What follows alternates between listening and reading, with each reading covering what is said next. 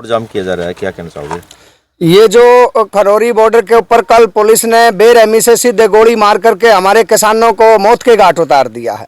जब शांति प्रिय तरीके से हम मांग रहे हैं और आंदोलन कूच करने के लिए दिल्ली जा रहे हैं, रास्ता आप रोक रहे हो और अगर हम जाने का प्रयास करते तो आप सीधी गोलियां चलाओगे। इसके ऊपर आज हरियाणा प्रदेश के सभी जिलों में हमारा संगठन रोड जाम करके इस आंदोलन को समर्थन कर रहा है और सरकार को यह चेता देना चाहता है कि सरकार अपनी गोली और बंदूक के दम पर हमारे को कुचल के आगे नहीं बढ़ सकती है।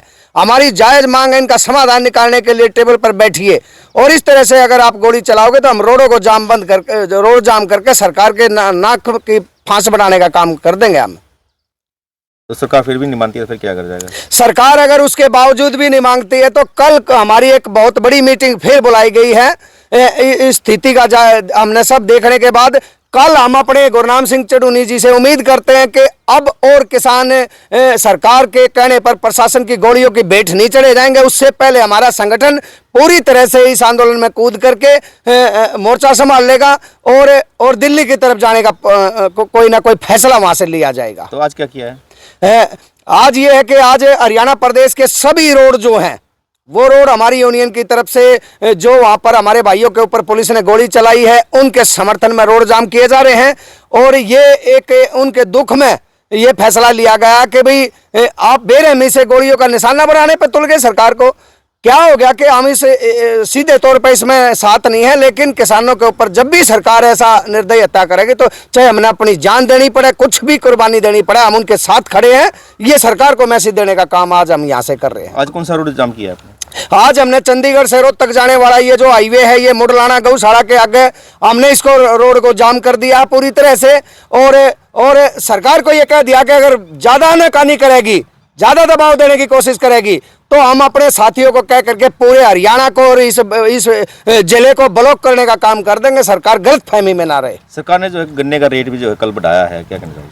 सरकार ने गन्ने का अब पिछले दिनों हम हर जगह पर गन्ने की मांग को लेकर के प्रदर्शन कर रहे थे। जब मात्र 8 रुपए बढ़ाए थे और खट्टर साहब ने कहा था कि मैं अगले साल का भी बढ़ाऊंगा।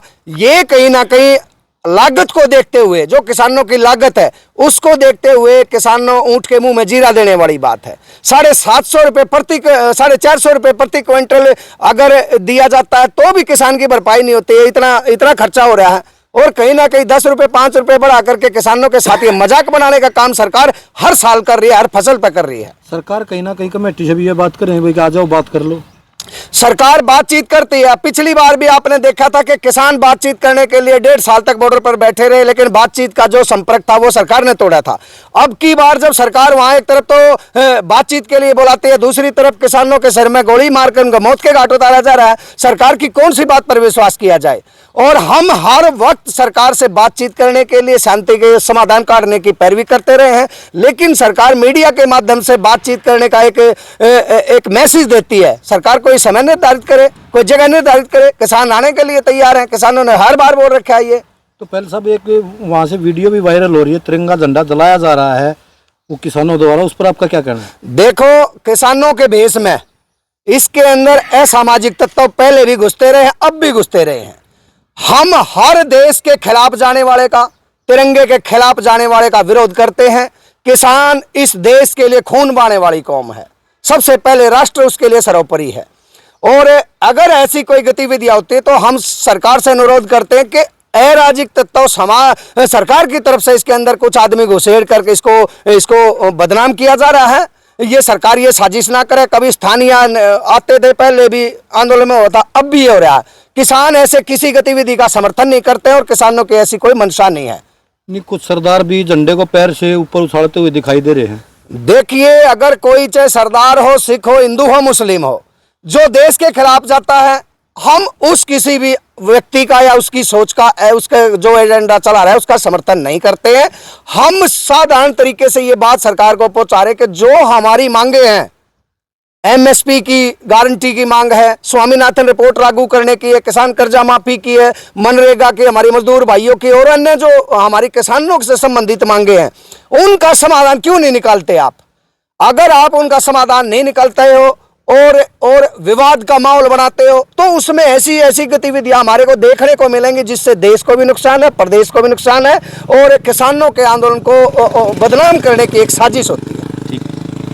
अपने हाईवे जाम किया है, क्या कहना चाहोगे? देखिए, किसानों के साथ बड़ा सरकार ने अन्याय किया है। उस अन्याय के विरोध में आज पूरे हरियाणा प्रदेश में हर जिला क्षेत्र में रोड जाम है, एक जगह या दो जगह। और सोनीपत में ये जो नेशनल हाईवे है, रोहतक पानीपत रोड में है, इस पे यहाँ के किसानों ने, पूरे सोनीपत जिले के किसानों ने यहाँ जाम लगाया है। और हमारा जाम लगाने का मकसद जनता को परेशान करने का नहीं है, अपनी बात मनवाने के लिए है। सरकार तक हमारी बात पहुँच जाए। किसानों के साथ सरेआम ऐसे गोलियां चलाई जा रही हैं, इसके विरोध में ये जाम लगाया गया है। तो कब तक ब्रेक दिया गया? ये जाम 2 घंटे का है, सांकेतिक है, 12 बजे से 2 बजे तक रहेगा।